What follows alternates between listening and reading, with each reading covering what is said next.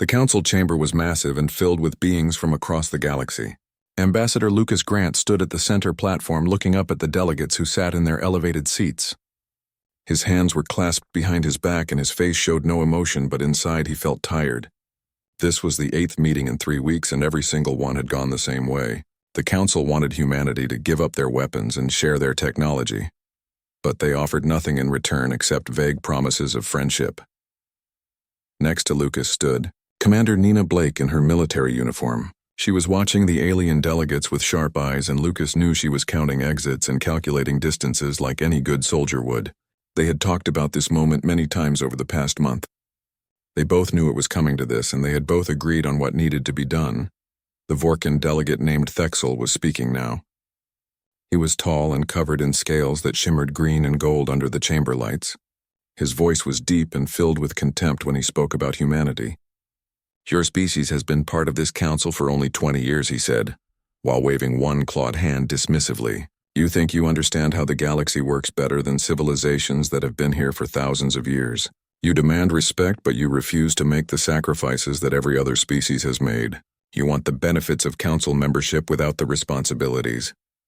Lucas took a slow breath before responding. He had learned to stay calm during these meetings even when the delegates were being deliberately insulting. "With respect, Council Member Thexel," he said in a level voice, "humanity has contributed greatly to this council since we joined.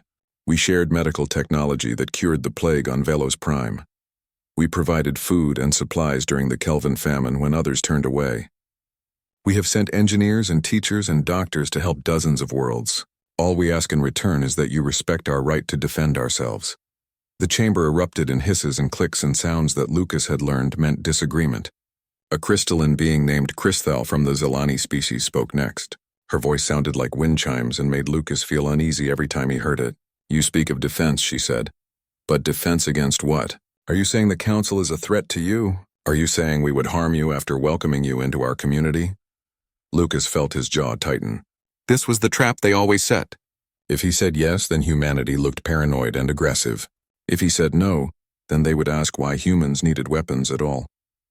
He chose his words carefully. "I am saying the galaxy is a dangerous place," he replied. "There are pirates in the outer systems. There are raiders who attack colonies. There are threats that exist outside of council space, and humanity has a right to protect its people from those threats." More murmuring filled the chamber. The council did not like being reminded that they could not protect everyone. In the past year alone, there had been dozens of attacks on remote colonies, and the council response had been slow and ineffective. Lucas knew this because human intelligence had been tracking the incidents. The council liked to pretend they had everything under control, but the truth was very different. High Chancellor Velox raised one of his primary limbs to call for silence. He was Ferrum, and his species had founded the council 3,000 years ago. His word carried more weight than anyone else in the chamber. His skin had turned a deep purple color, which Lucas had learned meant he was angry. "Ambassador Grant," he said in a voice that echoed through the massive room, "your species grows more difficult with each passing cycle. You demand equality, but you refuse to accept that equality comes with obligations. Perhaps humanity is simply not ready to be part of a civilized galactic community. Perhaps you need more time to mature before you can truly understand what we are offering you." The chamber went completely silent. Every delegate was watching Lucas now. This was the moment they had been building toward. The council was drawing a line and demanding that humanity cross it or leave.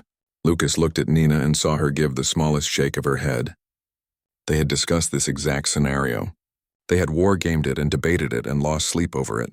But in the end, the decision had been clear. Lucas reached into his jacket and pulled out a sealed document. He placed it on the hovering platform in front of him where everyone could see it. "High Chancellor," he said, and his voice was steady and clear. "Humanity has always sought peace. We came to the stars hoping to find friends and allies among the species we discovered here. We have tried to be good members of this council. We have shared our knowledge. We have helped where we could.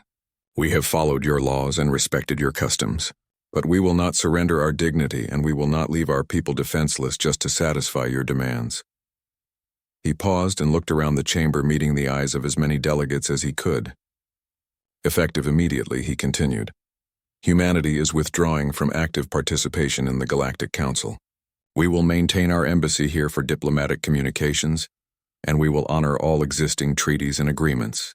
But we will no longer seek your approval for our internal affairs. We will no longer ask permission to defend ourselves. We will no longer pretend that this council treats us as equals, when your actions make it clear you see us as children who need to be controlled."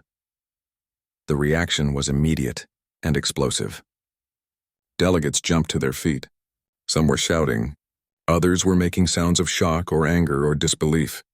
In 3,000 years of council history, no species had ever voluntarily withdrawn from active participation. The very idea was unthinkable. The council was supposed to be the pinnacle of galactic civilization. Species begged to join. They did not walk away. High Chancellor Velox's skin had turned almost black with rage. "You cannot simply leave," he said, and his voice was shaking. "There are protocols. There are procedures. There are obligations that must be fulfilled." Lucas nodded. "And we will fulfill them," he said. "We are not declaring war. We are not severing diplomatic relations. We are simply recognizing that this council and humanity have fundamentally different values. You believe that might makes right and that ancient species should rule over younger ones. We believe in sovereignty and mutual respect. Those views are incompatible. We wish you well, and our door remains open to any species who wishes to deal with us as equals, rather than as subordinates." He turned to Nina, and together they walked toward the exit. Behind them, the council chamber descended into chaos. Delegates were shouting at each other. Some were demanding that Lucas be arrested. Others were trying to restore order. The High Chancellor was calling for votes and procedures and emergency sessions. Lucas ignored all of it. He and Nina walked through the corridors of the council station with their heads high and their steps steady. When they reached the docking bay, their shuttle was waiting. Lieutenant Kevin Hayes had the engines running, and the moment they were aboard, he began the launch sequence. Within minutes, they were away from the U station and accelerating toward the jump point that would take them back to human space. As Lucas sat in the passenger seat and watched the council station shrink in the view screen. Nina was already working on her datapad, composing the message they would send to Earth. "It is done," she said quietly. "There's no going back from this." Lucas knew she was right. Humanity had just walked away from the most powerful political organization in the galaxy. They had made themselves outsiders. They had chosen pride and sovereignty over acceptance and safety. Some people back on Earth would call them heroes. Others would call them fools. History would decide which label stuck, but Lucas felt no regret. He had spent 20 years watching the council treat humanity like ignorant children. He had smiled and nodded and played their political games. He had compromised and negotiated and tried every diplomatic tool he knew. And in the end, it had not mattered. The council would never see humans as equals because they did not want to. They wanted subjects, not partners. Well, humanity was done being subjects. "Send the message to President Hammond," Lucas said. "Tell her we are coming home. Tell her we stood our ground. And tell her to prepare because the council is going to respond to this and we need to be ready." Nina nodded and continued typing. Outside the view screen, the stars streamed past as the shuttle jumped to faster than light speed. Lucas closed his eyes and allowed himself a moment of exhaustion. They had just changed the course of human history. For better or worse, the galaxy would never look at humanity the same way again. And somewhere, deep in council space, High Chancellor Velox was realizing that he had just made the biggest mistake of his very long life. 3 weeks had passed since humanity walked out of the council chambers, and High Chancellor Velox was beginning to understand the magnitude of his mistake. He sat in his private office staring at reports that covered his desk in glowing holographic displays. Each one told the same story. Humanity's absence was causing problems that nobody had anticipated. His chief advisor, Krell, entered the room carrying more data tablets. The Vorquin looked tired and his scales had lost some of their usual shine. "High Chancellor," he said, placing the tablets on the desk, "we have another situation. The medical research facility on Telos 3 has lost 30% of its staff. All human doctors and researchers HFY have returned to Earth. The Quantum Mechanics Consortium has effectively shut down because the humans were running most of the advanced calculations. And we are receiving complaints from over 40 species about disrupted trade agreements." Velox felt his skin color shift to a dull gray, which indicated confusion and concern. "This is unacceptable," he said. "Humanity represents one species out of 47 total council members. Their absence should barely be noticed. How did we become so dependent on them in just 20 years? Krell activated one of the holographic displays, and it showed a complex web of connections spreading throughout council space. That is exactly the problem, High Chancellor, he explained. We did not pay attention to how deeply the humans had integrated themselves into our systems. They were quiet about it. They did not boast or demand recognition. They simply made themselves useful in hundreds of small ways that added up to something significant. The display zoomed in to show specific examples. Human doctors had trained medical personnel on dozens of worlds in new surgical techniques. Human engineers had consulted on infrastructure projects across council space. Human traders had established supply chains that other species now relied upon. Human teachers had been educating the children of multiple species. Human scientists had been collaborating on research projects in every major field of study. Show me the military assessment, Velox commanded. He had been avoiding this particular report because he suspected it would be the most troubling. Krell hesitated for just a moment before bringing up the military data. The human fleet has consolidated around their core systems, he explained. They have withdrawn all ships from council-protected space and established a defensive perimeter.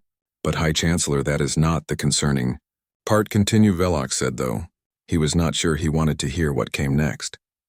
3 days ago, a pirate coalition attempted to raid a human mining colony on the edge of their territory.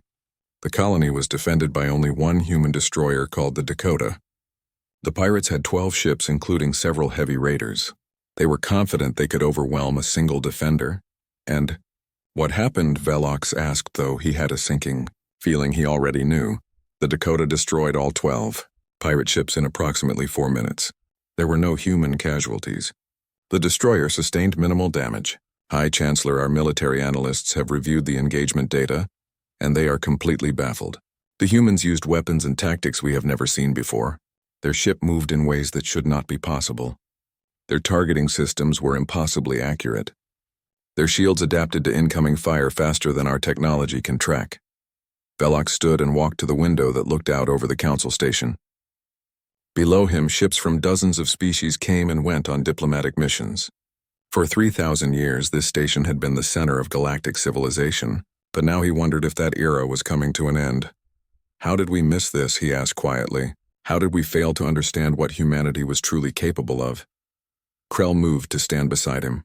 They were cooperative, he said simply. When they were part of the council, they shared technology. They collaborated on projects. They participated in joint military exercises, but they never showed us everything. We assumed that because they were open and friendly, we understood their full capabilities. We were wrong. They were always holding back their best innovations and their most advanced weapons. They were polite guests who never revealed how strong they truly were. Another advisor entered the room. This was Christhel, the Zelani representative, who had questioned Lucas during that final council session. Her crystalline form refracted the light in patterns that Velox found irritating. High Chancellor, she said in her wind chime voice, we have another problem. The Kelvin Empire has just announced they are establishing direct trade relations with humanity. They are bypassing council oversight entirely. Several other species are following their example. Velox turned sharply. That violates council protocol, he said. All major trade agreements are supposed to be mediated through our channels. We set the terms. We ensure fairness. We maintain order. Christhel's form flickered in what passed for a shrug among her species. Technically, humanity's withdrawal creates what humans call a gray area in our regulations. They are no longer bound by council protocols, and neither are species who wish to deal with them directly. We cannot force sovereign nations to trade exclusively through council channels if one of the parties is not a council member. Over the following days, the situation grew worse. More species began reaching out to humanity for bilateral agreements. The council's authority, which had always been more tradition than law, was being openly questioned. Younger species who had resented the dominance of elder civilizations saw humanity's withdrawal as permission to challenge the old order. Meanwhile, on Earth, Ambassador Lucas Grant was dealing with an unexpected flood of diplomatic requests. He sat in his office in Geneva reviewing applications on his tablet, while his new Chief of Staff, Katie Morrison, briefed him on the details. 17 species have requested formal trade negotiations, she said. 23 more have asked for cultural exchange programs. We have had informal inquiries from at least a dozen others. Sir, we simply do not have enough diplomats to handle all of this. Lucas leaned back in his chair and allowed himself a small smile. They barely acknowledged us when we were in the council, he said. Now we are the most popular nation in the galaxy. What changed? Katie sat down across from him. Respect, she said simply. When we were in the council, everything had to go through their bureaucracy. The council took a percentage of every trade deal. They imposed regulations on every exchange. They controlled access. Now species can deal with us directly. No middleman. No council oversight. Plus, I think our willingness to walk away impressed a lot of them. It showed strength or stubbornness, Lucas suggested. In galactic politics, Katie replied there might not be much difference. A priority message arrived on Lucas's tablet, and his expression grew serious as he read it. This is from Commander Blake, he said. She has been monitoring Council space communications. There has been a surge in pirate activity along the rimward sectors. Multiple colonies have been attacked. The species out there are requesting Council assistance, but the response has been extremely slow. That is not our problem anymore, Katie pointed out. Lucas stood and walked to the window. Is it not, he asked. We did not leave the Council to become isolationists. We left because they would not treat us as equals.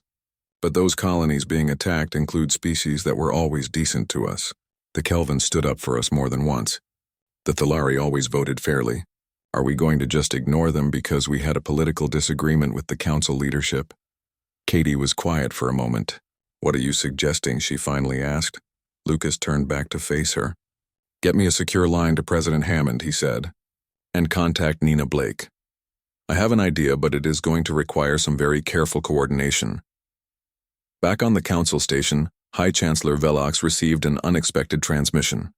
It was from Ambassador Lucas Grant, routed through the human embassy, that still maintained a presence on the station. High Chancellor Lucas's recorded message began, I hope this message finds you well. I wanted to reach out regarding the pirate situation in the rimward sectors. While humanity is no longer part of the Council's military structure, we are not indifferent to the suffering of innocent beings. We would like to offer assistance. However, it would be on our own terms and with full respect for our sovereignty. If you are interested in discussing this, please respond through diplomatic channels. Velox watched the message 3 times. The humans were offering help. After everything that had happened. After being insulted and dismissed and pushed until they walked away. They were still willing to help protect Council space. But that phrase on our own terms made his skin flush purple. It was a reminder that humanity no longer answered to the Council. They were offering aid as equals, not as subordinates. Pride and pragmatism warred within him. The Council was struggling. The rimward colonies were desperate. The Council's response forces were slow and scattered. They needed help. But accepting it from humanity would be admitting that the Council had been wrong. It would be acknowledging that they needed the very species they had tried to diminish. Finally, pragmatism won. Open a response channel, he told his communications officer.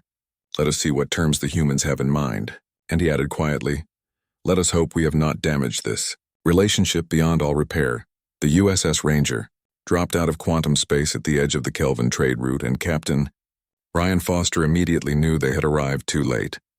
His ship hung in the darkness, surrounded by debris that had once been 3 civilian freighters. Bodies floated among the wreckage, along with cargo containers and pieces of hull, plating that glinted in the light of a distant Captain, we are reading residual energy signatures. From the attack, Lieutenant Amy Price reported from the tactical station. The raids happened approximately 11 hours ago. The attackers used standard pirate tactics. Hit fast and jump out before anyone could respond. Ryan stood at the center of his bridge with his arms crossed. This was the 5th attack set. They had investigated in as many days, and each one told the same story. The pirates were getting bolder, and their attacks were becoming more frequent and more brutal. Any survivors, he asked, though he already knew the answer. Negative, Sir, Amy replied. Life support failed on all 3 ships. We are reading no life signs. Navigation, plot a course to the next likely target based on the attack pattern Ryan ordered. If these pirates are following a route, we need to get ahead of them. The crew worked with the kind of smooth efficiency that came from months of training together. The Ranger was one of humanity's newest destroyers, and she represented everything humans had learned from studying galactic technology and then improving on it. The Council had never seen ships quite like her because humanity had kept their best designs classified. Now that humans were operating independently, there was no reason to hide what they could do. Ryan's first officer, Commander Lisa Torres, joined him near the command chair. "Sir, we are pretty far from support out here," she said quietly. "If we encounter a large pirate force, we will be alone." "That is the whole point," Commander Ryan replied. "The Council's approach has been to send massive fleets to each incident, but by the time they gather enough ships and get approval from all the committees, the pirates are long gone. We are trying something different. Speed and autonomy and surprise. We get there fast. We hit hard. We do not wait for permission, and if we find more than we can handle," Lisa asked. "Then we improvise," Ryan said with a slight smile. "That is what humans do best." 2 hours later, the Ranger's sensors detected an active distress call. A civilian transport was under attack and the signal was fresh, which meant the attack was happening right now. "Red alert," Ryan called out. "All hands to battle stations. Navigation, get us there at maximum speed. Tactical, I want firing solutions ready the moment we arrive." The ship vibrated with power as the quantum drives pushed them to speeds that would have seemed impossible just a few decades ago. 30 seconds later, they emerged into normal space in the middle of an active battle. A large civilian transport was venting atmosphere from multiple hull breaches. 7 pirate vessels surrounded it like predators circling wounded prey. "Multiple hostile contacts," Amy announced. "They are using modified Draxian raiders. They have detected us and are breaking off their attack on the transport. They think they can take us," Ryan observed as he watched the tactical display. 7 against 1 must look like good odds to them. Show them why that is a mistake. Weapons free. What happened next would be studied by military academies across the galaxy for years to come. The Ranger did not fight like Council ships, which relied on heavy shields and slow, powerful weapons. Instead, she moved like a hunting cat. Her quantum drives allowed micro-jumps that made her nearly impossible to target. She could be firing at a pirate from one angle, and then suddenly appear behind them from a completely different direction. The first pirate ship exploded before its crew even understood they were under effective fire. The second lost its engines to a precisely aimed missile strike. The remaining 5 tried to coordinate their attack, but the Ranger was already somewhere else, having executed a jump that should have been tactically impossible at such close range. The human weapons were different too. Instead of the slow, heavy plasma cannons that most species used, the Ranger employed rapid-fire railguns that could put dozens of rounds on target in seconds. Her missiles were faster and smarter than anything the pirates had encountered. Her point defense systems could track and destroy incoming fire with accuracy that seemed almost supernatural. 4 minutes after the engagement began, it was over. 5 pirate ships were nothing but expanding clouds of debris. 2 were disabled and drifting with their crews trapped inside. The civilian transport was damaged but intact and already sending grateful messages to the Ranger. "Casualties?" Ryan asked. "None, Sir," Amy reported. "Minor damage to forward shields. They are already regenerating." "Good," Ryan said. "Hail the transport and let them know help is on the way. Then get me a boarding team ready. I want prisoners from those disabled pirate ships. Someone is coordinating these attacks and I want to know who." While his crew worked, Ryan sent an encrypted report back to Earth. This was the 3rd engagement in a week, and patterns were emerging. These were not random pirates looking for easy targets. They were organized and well-equipped, and they were hitting specific locations with suspicious accuracy. Someone was funding them. Someone was directing them. And Ryan had a growing suspicion about who that someone might be. Across human-controlled space, similar engagements were occurring. 5 destroyers operating independently were systematically hunting down the pirate groups that had terrorized the rimward sectors for months. The Dakota had just eliminated 4 pirate vessels near a mining colony. The Frontier had rescued a passenger liner from 6 attackers. The Liberty and the Valiant were working together to clear pirates from a major shipping lane. Each engagement followed the same pattern. Human ships arrived fast. They hit hard. They won decisively. And they did it with a level of tactical sophistication that shocked everyone who witnessed it. On the Council station, High Chancellor Velox was receiving reports with emotions he could barely process. In 1 week, human forces had eliminated more pirate activity than Council fleets had managed in 6 months. They were using tactics that Council military analysts did not understand, and technology that should not be possible. Krell stood before him with another stack of data tablets. "High Chancellor," he said, "we need to fundamentally reconsider our assessment of human military capability. They are not a mid-tier power as we classified them. They may be among the most dangerous species in the galaxy." "Clearly," Velox said dryly.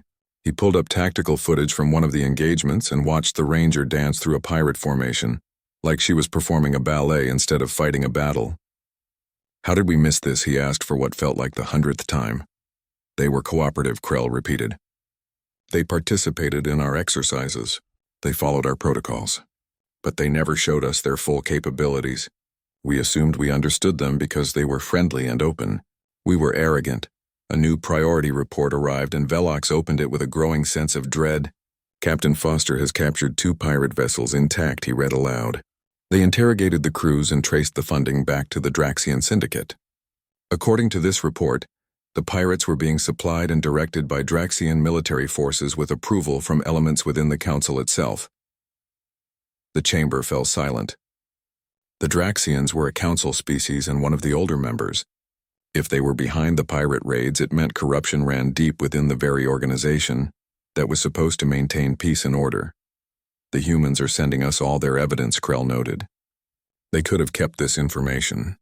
They could have used it for leverage or political advantage. Instead, they are sharing it freely." There is more. Velox continued reading. "Captain Foster is requesting a meeting. He wants to coordinate with our forces for a joint operation against the Draxian supply bases. He is offering tactical support and intelligence sharing." Cristal materialized in the chamber. "You understand what this means," she said. "If we accept their help, we are admitting we need them. It undermines everything we said when we demanded they dismantle their fleet." Velox looked at the data again. Human ships were out in the darkness fighting battles the Council should have been fighting. They were protecting species that had shown humanity little respect, and they were doing it not for glory or profit but because it was the right thing to do. "Send a response," he said finally. "Accept their offer of coordination, and schedule a formal council session. It is time we had an honest conversation about humanity's place in the galaxy." Krell hesitated. "You are reconsidering their status?" he asked. "I am reconsidering many things," Velox admitted, "starting with the assumption that age automatically confers wisdom. The humans are teaching us lessons we should have learned long ago. The joint operation was scheduled for 3 days from now. But Captain Ryan Foster received an urgent message that changed everything." He stood in a secure briefing room aboard the Council station, surrounded by military commanders from 8 different species. The air was thick with tension and the smell of various alien biochemistries mixing together in the recycled atmosphere. General Thonvas of the Kelvin military stood at the head of the table. He was massive and covered in thick fur that made him look like an enormous bear. His species was known for strategic brilliance, and right now his small eyes showed deep concern. "The situation has changed," he announced in his rumbling voice. "Our intelligence indicates the Draxians know we discovered their involvement. They are accelerating their plans." A holographic star map appeared above the table showing ship movements throughout the rimward sectors. Ryan studied it carefully and immediately saw the pattern. "They are consolidating their forces," he said, "pulling back all their pirate assets to a single location. That is either preparation for a major attack or a full retreat. Our analysis suggests attack Thonvas confirmed. They are targeting Helios Colony. It is a joint settlement with over 200,000 civilians from multiple species. The defenses are minimal. 1 pod, old cruiser and some automated platforms. Against the force the Draxians are assembling, the colony will not last more than an hour." Commander Nina Blake, who had accompanied Ryan to the briefing, pulled up additional data on her tablet. "Current council response time is 14 hours, she said. "By the time your rapid response fleet arrives, Helios will be a graveyard." Another commander spoke up. His species had tentacles instead of arms, and his voice came through a translation device. "The council fleet cannot move faster. We have protocols. We need authorization from multiple committees. We need to coordinate ships from different homeworlds. This is how we have always operated. And that is why you always arrive too late," Ryan said bluntly. He looked at the tactical display again and ran calculations in his head. "The 5 human destroyers currently in this sector can reach Helios in 4 hours. We can hold the line until your fleet arrives." One ship spoke up in protest. 5 ships against at least 30 pirate vessels plus Draxian military support. "That is suicide, Captain Foster. Your ships are good, but they are not invincible. Ryan met the alien commander's eyes. Maybe for your ships, he said without arrogance. But human destroyers are designed for exactly this kind of fight. Fast, aggressive, resilient. We can create enough chaos to make them reconsider their timeline. We can make them think twice about pressing the attack. And we can protect those civilians until you arrive with reinforcements. Thonva studied Ryan with an intensity that made the human feel like he was being evaluated at every level. You would risk your ships and crews to defend a colony that is not yours, he asked slowly. To protect a council that recently tried to dismantle your fleet. Why would you do this? Nina stepped forward before Ryan could answer. Because those are people down there, she said firmly. Human and Kelvin and Zelani and a dozen other species all living together. We did not leave the council because we stopped caring about others. We left because the council would not treat us with respect. But letting innocent civilians die because of politics is something humanity will never accept.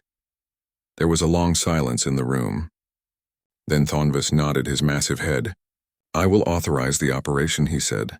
My fleet will proceed at maximum speed. Try to stay alive until we arrive, Captain Foster. We usually do. Ryan replied with a slight smile.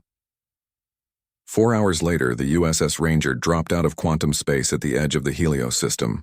Flanking her were 4 sister ships. The Dakota under Captain Greg Palmer. The Frontier under Captain Helen Brooks.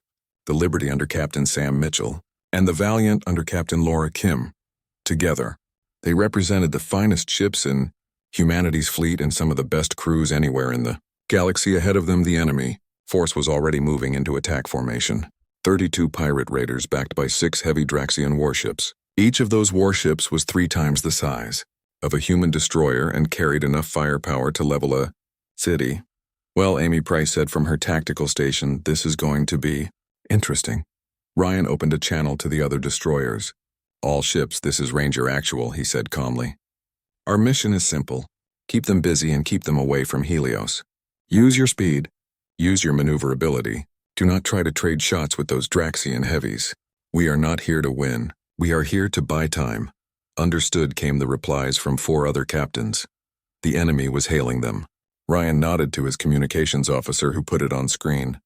A Draxian commander appeared. His face was angular and his skin had a metallic sheen. His eyes showed nothing but contempt.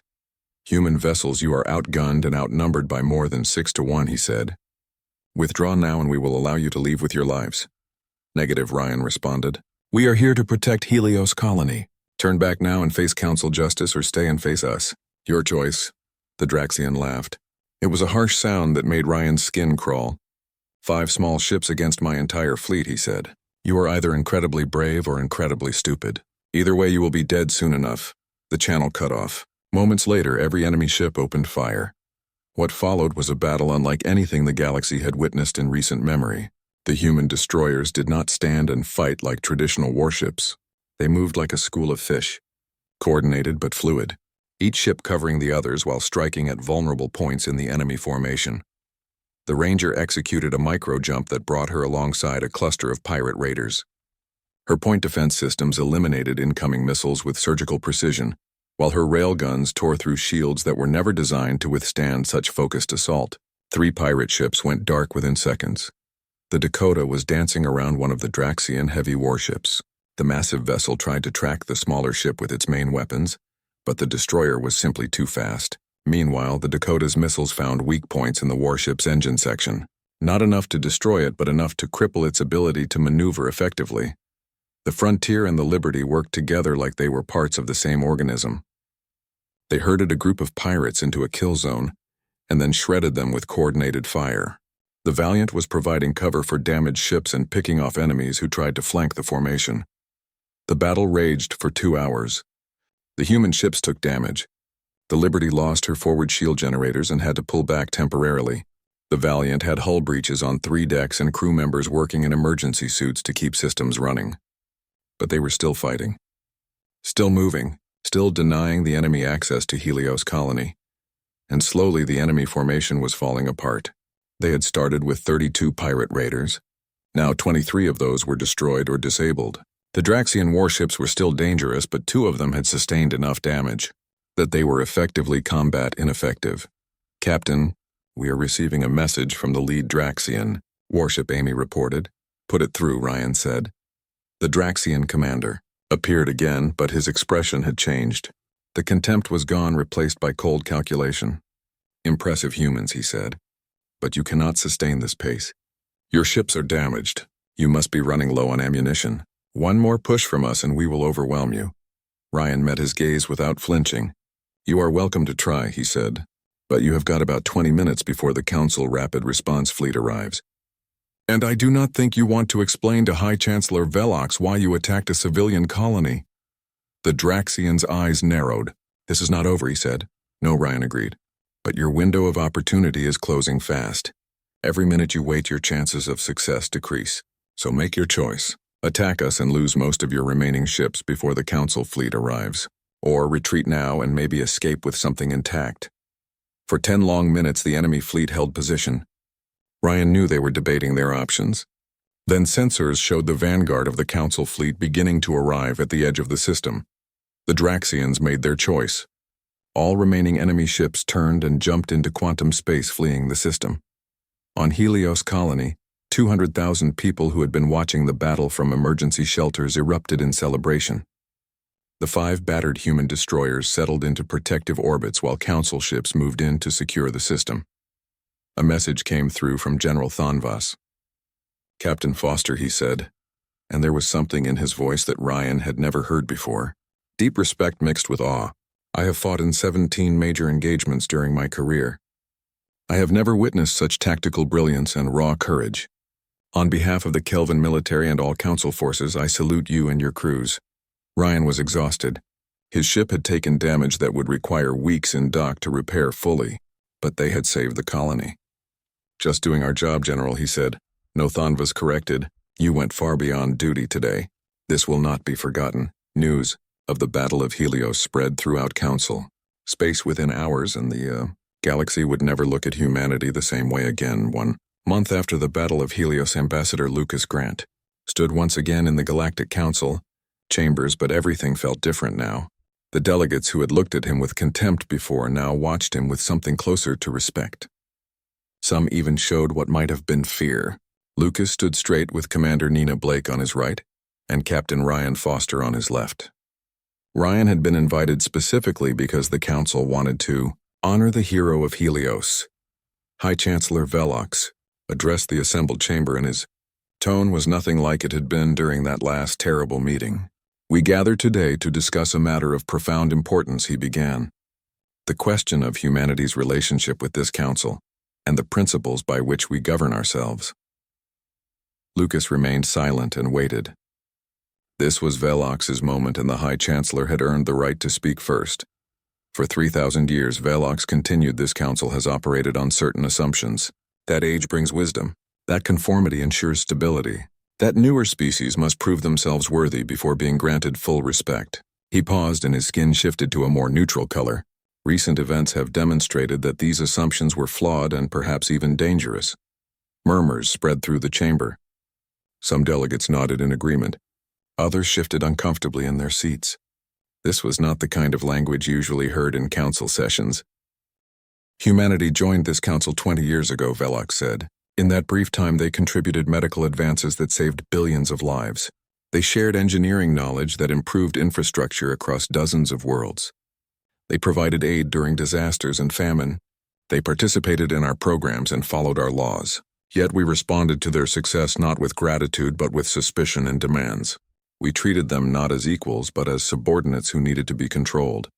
Thexel, the Vorkan delegate who had been particularly hostile toward humanity, looked like he wanted to sink into his seat. Several other delegates who had supported the hardline approach against humans were similarly uncomfortable.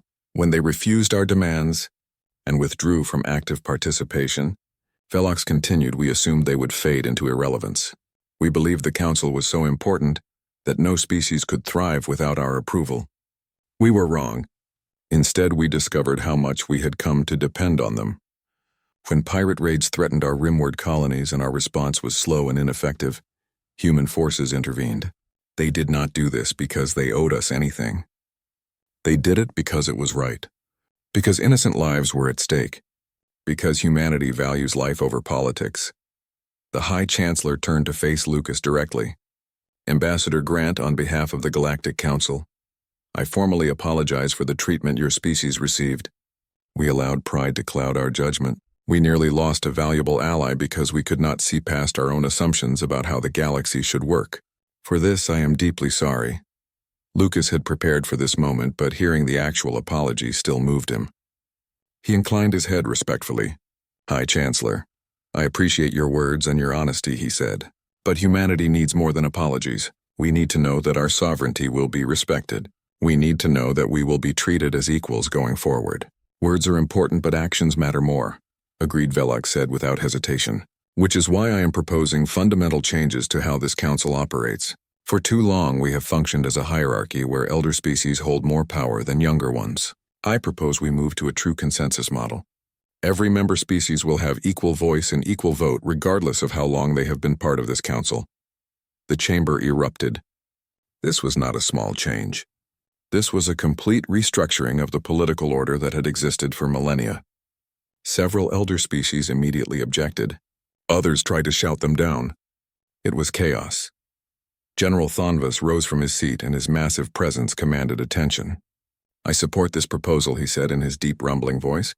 "The Battle of Helios proved beyond any doubt that capability and wisdom are not determined by age. A species that has been in the Council for 20 years demonstrated more tactical skill and moral courage than civilizations that have been here for thousands of years.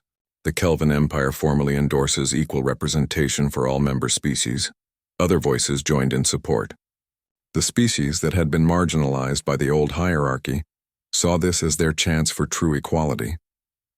A vote was called, and after hours of debate, the proposal passed. It was not unanimous. Several elder species voted against it or abstained, but it passed. "There is another matter," Velox said once order was restored. "The question of humanity's status within this council. Ambassador Grant, your species withdrew from active participation.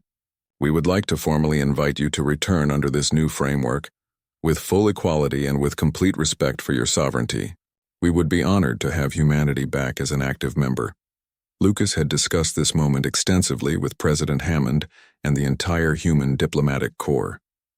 He knew exactly what he needed to say.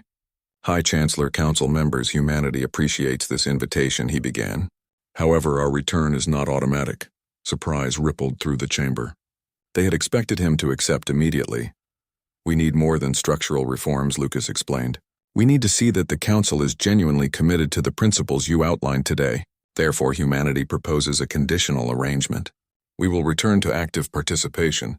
We will contribute to Council projects and initiatives. But we will maintain our independent fleet. We will retain sovereign control over our internal affairs. And after 2 years, we will evaluate whether the Council has honored these principles. If we believe you have, then we will fully recommit to membership. If not, we reserve the right to withdraw again permanently." It was unprecedented. No species had ever demanded such terms. But then again, humanity had already broken precedent by walking away in the first place. Velox considered this carefully. "Your caution is understandable given our past actions," he said finally. "The Council accepts your terms.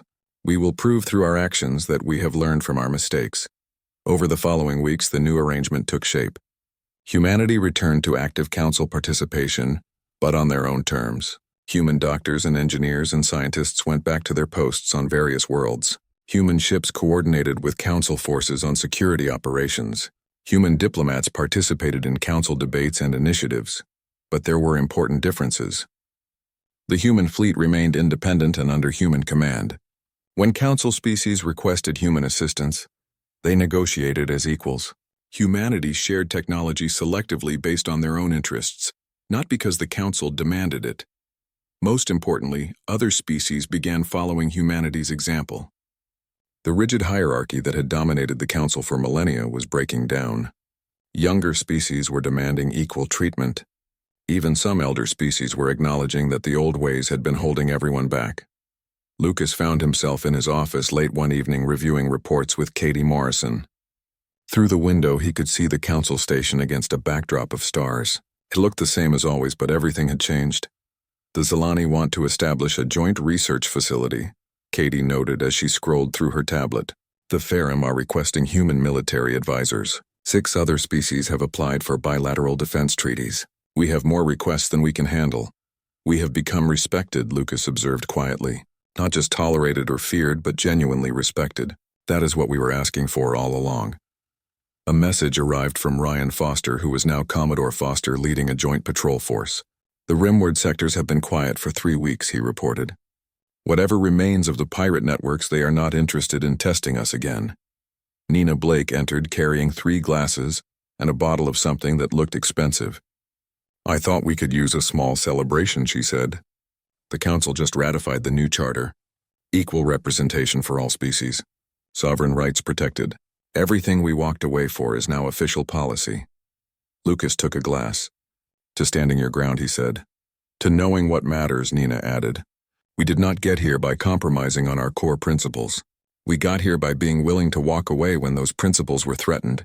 Katie raised her glass. To humanity, she said. Still learning. Still making mistakes, but doing it our way. They drank, and Lucas felt something he had not felt in months. Hope mixed with satisfaction.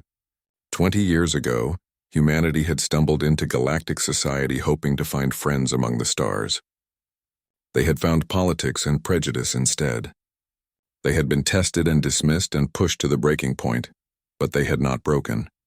They had adapted and persisted, and ultimately changed the very system that tried to diminish them.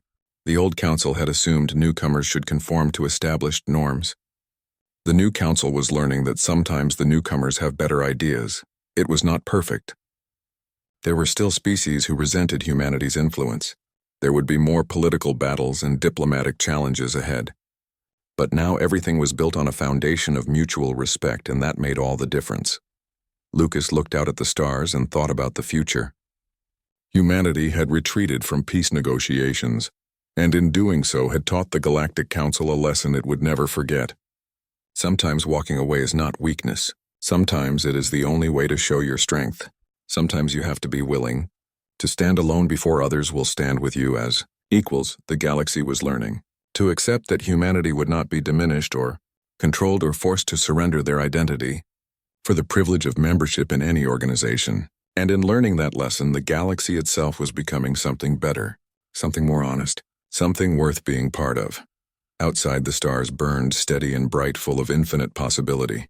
The future was uncertain, as it always was. But for the first time in a long time, Lucas felt certain that humanity would face that future on their own terms. And that was all they had ever really wanted.